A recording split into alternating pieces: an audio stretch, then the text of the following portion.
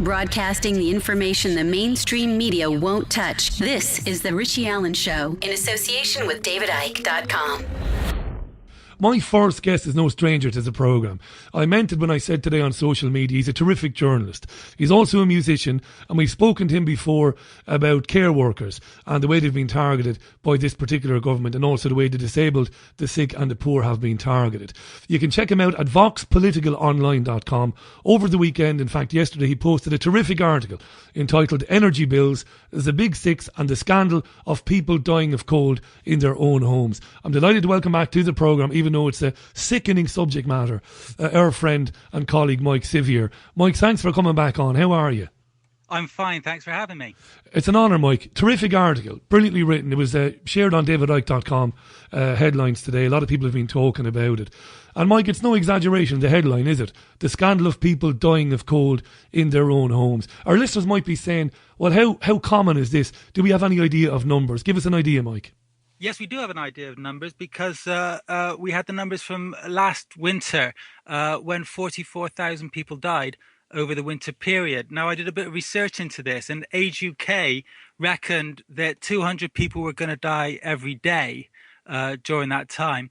Well, if you take the winter as being a whole 90 days, that would only have been 20,000. And so it was more than double the amount that Age UK expected. And that's for the 3 months, which is not really what everybody would expect to be, to call winter. We usually refer to the actual cold weather, when it's really biting as being the wintry, time of year. Yeah, which of course we've experienced of late, haven't we, Mike? Yeah. I was getting into the car on Saturday morning and it was minus 2.5 degrees. And I just thought, people are going to die today. I mentioned to you. Apparently one person dies every 7 minutes during winter weather. Sorry, I just had to move the cat from the table there. No worries. I can hear her in the background. Yeah. Mike, one person dies in this country every 7 minutes because of fuel poverty. Yes. Jesus during the winter. Christ. Let me share 2 tweets with you. Okay. Polly was on to say, Richie, you're right. Thanks, Polly, for this, by the way. My dad, 82, did national service, worked through floods in 1953, worked all his life, can't afford to survive, says Polly. And I mentioned a tweet from Alex, who tweeted me earlier on to basically say, horrifyingly, that it's common in his household to have to choose between feeding themselves or topping up the meters. And he says he tries not to think about it because it's blood boiling. This is 2016 and this is supposed to be a welfare state where we look after people who are struggling, and yet people are risking not only their health, Mike, but their lives because they can't afford to pay bills. That's right. Or, not just a welfare state, but, supposedly the 5th largest economy on the planet, and yet there isn't enough money for people to be able to afford to heat their own homes. The tweets about people who are, fathers, old age pensioners, senior citizens, half of the people over 65 are apparently struggling to pay their energy bills. 2/3 of them are expecting to reel back on their energy expenditure over this autumn. In the whole population, more than 5 million UK households in fuel poverty. I read your article today. I read it several times. I shared it on social media. That's right.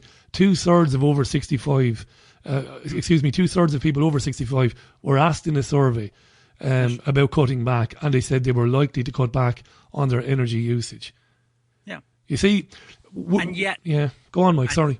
And yet the price of fuel is plummeting. Cost of oil all-time low. Cost of gas halved in 2 years. But we're not seeing this. I had a comment.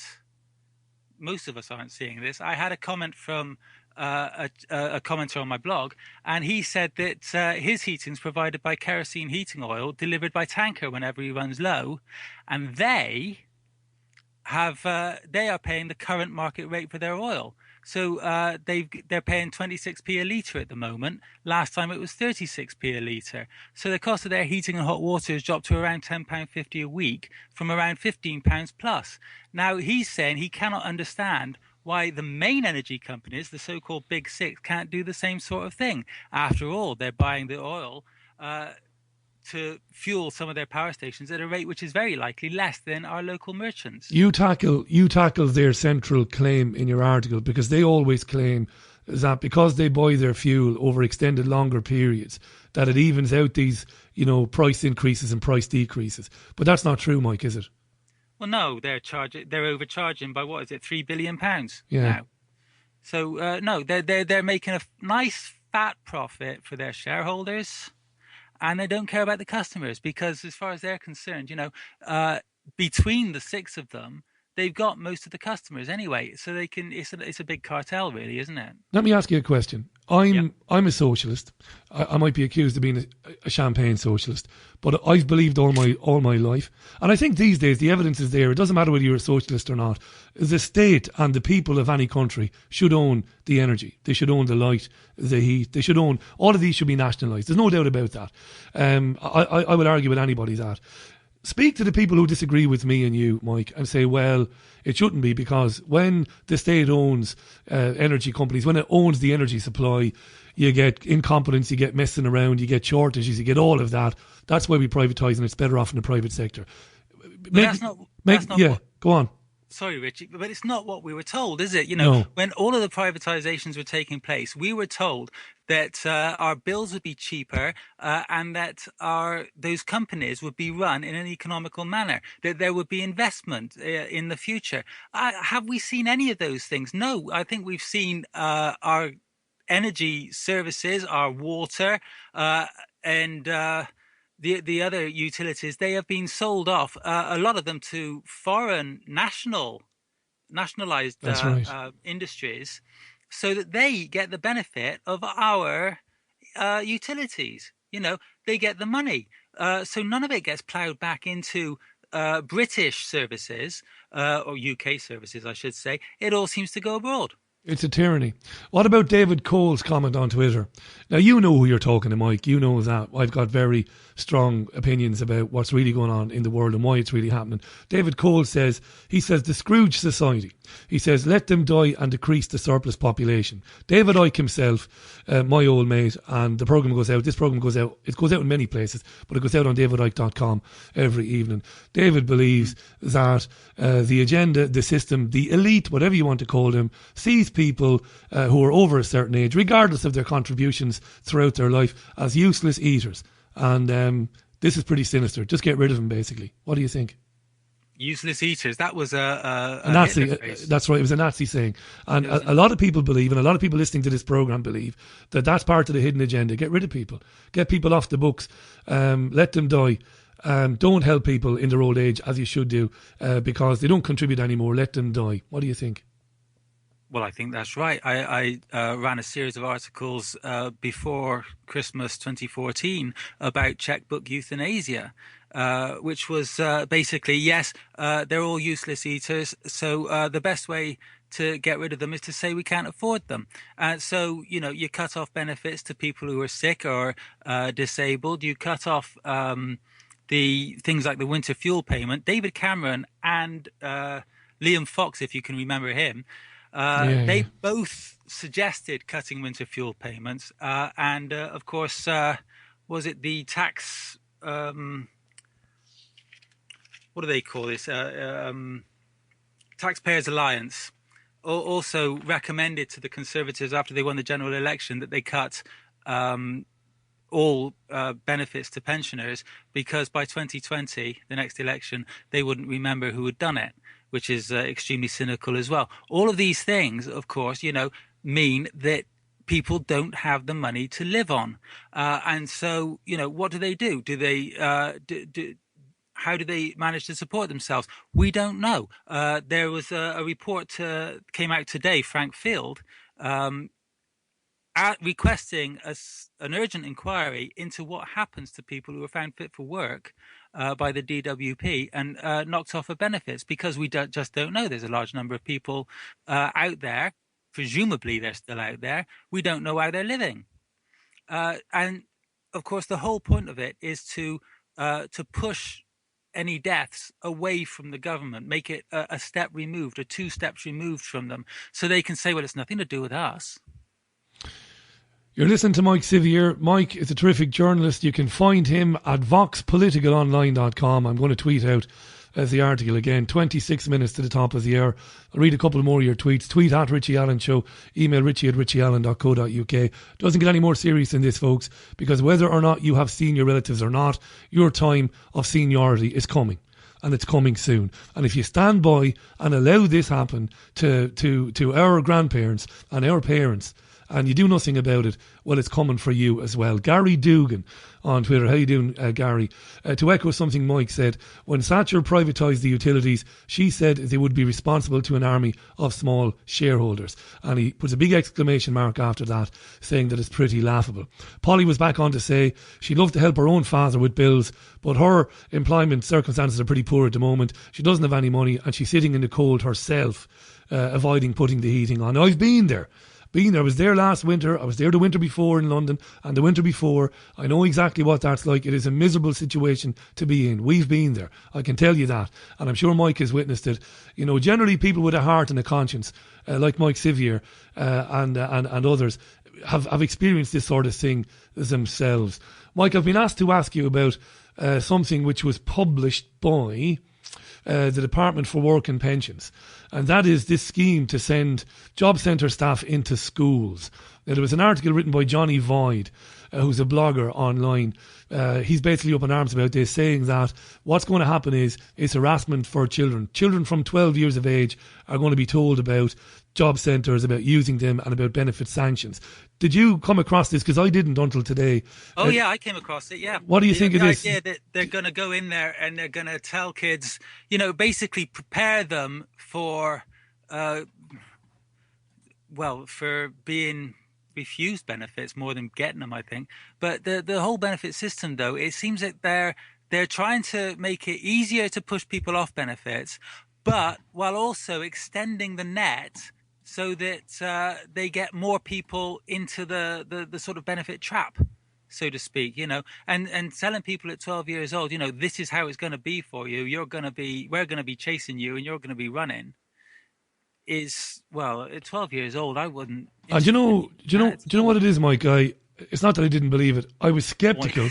I was skeptical until I read the press release from the on the Govt.uk website. DWP. Yeah, I read it. Yeah, and it's right there. It was published on the 14th, so it was published 4 days ago, and it's exactly as Johnny Voigt said, and as you said right there. Unbelievable. 23 minutes to the top of the hour. So 62 individuals now have as much wealth as the poorest half of the world's population. And amazingly enough, Mike, it's getting a few mentions on the media today and a few mentions in the independent press. That should have people screaming from the rooftops and reaching for the pitchforks and reaching for the torches. But they're not. 62 people control as much wealth as the poorest half of the world's population. Oxfam said today that, you know, billionaires are waking up to the fact that this is not good for people. I don't know where Oxfam are getting that from, because I don't know of any billionaires who genuinely want to change that. This is insane, Mike, isn't it? But the question is, what are they doing with all this money? They're just sitting on it. And you wonder, what is the point of having money and sitting on it? Is it just so that other people can't have it? Is it so that you've got a sort of power over them? You know, we've got all the money. We're only letting you have a tiny little bit. I mean, it's the reverse of trickle-down economics, because that was saying that, you know, the more the rich people have, the more the poor people will have as well. But it's not true. They have it. They've put the dams down, and then you don't have enough money on which to live. I've been having this argument with a commenter on the blog who is absolutely determined that not paying people enough money to live on is a great way of running a business. And I'm there saying, no, of course it isn't. You know, if you pay people more, they will be more productive, your business will be more profitable, and it'll bring more money in. But he can't see it. And he's one of the people, you know, he represents the people who are running the country at the moment. And, of course, those 62 people on that bus. Sean, you wouldn't even need a double-decker bus anymore, would you? No, you don't. 62 people, that's right. It used to be over 300 a few years ago. Sean was on to say, Sean McDonald on email, Richie, don't you think the profit racketeering of energy is to promote the idea that it's a market worth trading through the TTIP system, the Transatlantic Trade and Investment Partnership, stuff the user, says Sean. Thanks for that, Sean. Seb was on to say on email as well, Seb said, and today we had the Oxfam report that the richest 85 people own as much wealth as the poorest 3.5 billion. But taking into account the hidden banking system, it can't be too far off the mark, and the principle of criminal unfairness and a rigged game is still relevant. Something has to be done, but I've been saying this for a long time, says Seb. What can be done, Mike? Because we often hear on this programme from people who say that one of the things that works in favour of the system and of the agenda is that it's managed to convince people that don't have very much that they're better off than others and that they better keep quiet because it could get worse, and that this is a big problem. People thinking, well, it could be worse, I might be homeless, or it could be worse, or whatever. What do we do about this, Mike? How do we beat this? Is that an implied threat, though? Don't kick up a fuss or anything, because you could be worse off and we could make it worse off. That's what it seems to me. But I mean, this is a situation that has developed over the last 30 odd, nearly 40 years now, since Thatcher got in, really. It wasn't the situation before. It was just the case that, neoliberalism was on the rise, and it was all about privatizing everything and deregulating everything as well. So you had nobody overseeing all these privatized industries and making sure that they weren't being run to the detriment of the people who were the end users, or indeed the people who were employed by them. So it's a thing that has come to being over the last few decades, and it can go away again just as quickly. All it needs is the political will, to make the change. Obviously we're both socialists, and, I think Corbyn's got a few good ideas. A lot of people think that he hasn't, but I think it's a way to start. And he's one of those people who will say, this is my direction of travel and I'm not going to change it. Now, and Mike, can I jump in there? Because his brother was on the programme last week, Piers Corbyn. Uh-huh. And I'm a believer, I'm somebody who is a proponent of the idea that it doesn't matter how decent, how well-intentioned and how willing a man is, that the system is fundamentally poisoned.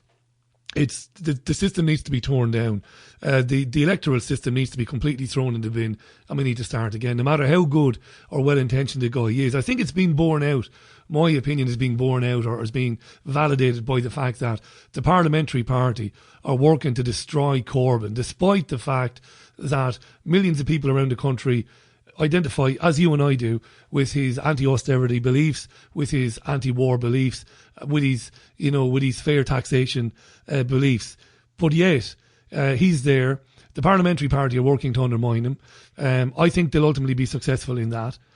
For reasons, I better give you the reason, then I'll shut up and get your thoughts on it. But because I believe that Corbyn won't, not because he doesn't have any guts, I think he's got plenty of courage, but because he won't go far enough. And he won't address the nation and say what he needs to say, given all the media coverage he's getting, and basically tell the truth about what's going on. That a bunch of Blairites, a bunch of big city cronies are doing everything and anything they can to preserve and maintain the status quo, and are doing everything and anything they can to undermine him, despite the fact that Labour supporters all over the country agree with Corbyn. I don't think he'll go far enough. And ultimately, I think it's unlikely he'll even be there in 2020 for the election. That's my miserably depressing outlook on this, because I believe the system is completely defunct. It doesn't work. We keep hanging on to this, Mike, that we just need to put the right people in there. But there are no right people. There aren't enough. There aren't 500 right people to put in there. Particularly as we're served up by the system, we're served up the candidates that we can and we can't vote for. 28 of the of Cameron's cabinet are millionaires or multi-millionaires. There's no representative democracy. Most of us are struggling from week to week, Mike. So we should be represented by people who are struggling from week to week, but we're not. What say you? Oh, well, yeah, I have debated that about whether the people who represent us should be actually going through the same things as we are, so that they can understand exactly what they're doing. That's a very good point.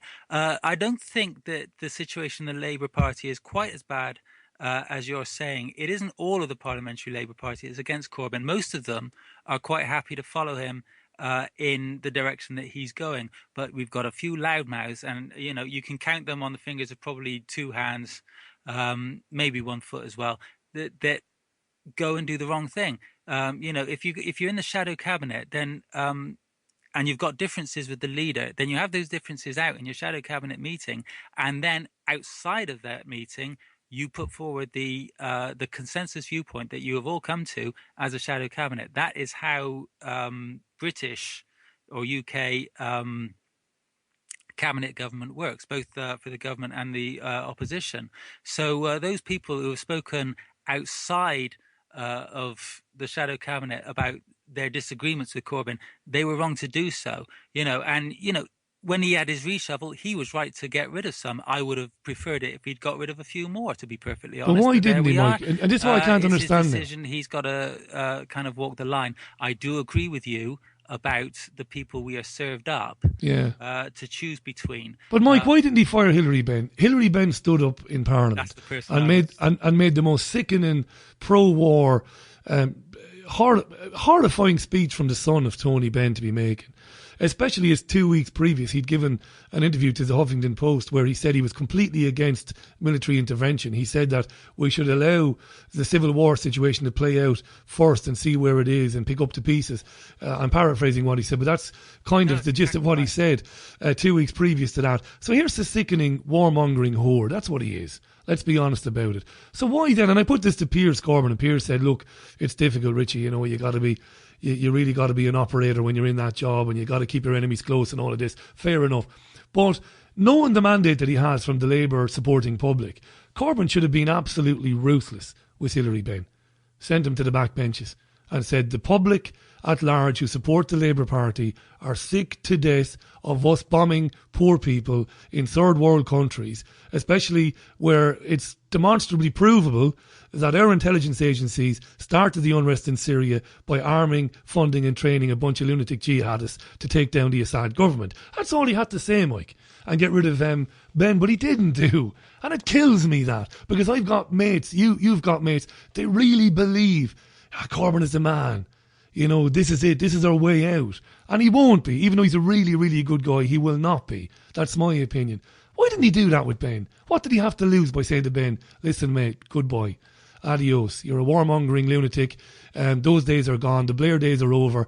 The people at large, the people on the streets of Yorkshire, the people in Lancashire, they've had enough of this nonsense. You're gone. Why, Mike?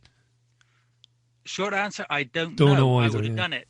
Because, I would have done it. I wouldn't have blinked. But there was all this talk about, another 10 shadow cabinet ministers would have quit. Well, if I had been in that position, I would have told him to sling his hook and I would have seen who blinked first. And we've had a whole bunch of other people in other positions who have gone, and I wonder, if that was part of the aim, see who would go if you fired somebody. But why he didn't fire Hilary Benn or demote him at the very least, I do not know. I think it might be an issue of public reaction, in thinking that the public at large, not in the Labour Party, would react in a different way. But I mean, they've been conducting research on why they lost the general election, and most of the reasons coincide with what Corbyn's been saying all along. One of the first things that happened when he became the leader and he put John McDonnell in as the Shadow Chancellor was all this being quiet about when the Tories said that Labour caused the economic crisis. Ended, and they said, no, we didn't cause the economic crisis, it was bankers, we've known that all along, and it's about time somebody stood up and said so. That was the first thing. Absolutely. There are issues about the previous Labour leadership's attitudes of social security. the working pensions, that they didn't want to stand up against the right-wing press. Well, Corbyn's attitude, of course, is that if the press are going to say something stupid, let them carry on and say something stupid, and only engage with them if they're saying something that's worth responding to. And in the meantime, keep putting out your own stuff. It seems to be working for him. Do you know what I would do, Mike? I've been around commercial radio for, different periods of my life. I was in it, I was out of it, I was in it, I was out of it. And I've interviewed ministers of state, I've interviewed prime ministers. I was in Northern Ireland when Clinton was there years ago. I didn't interview Clinton, I must say I didn't interview him, but I've been around these people a long time.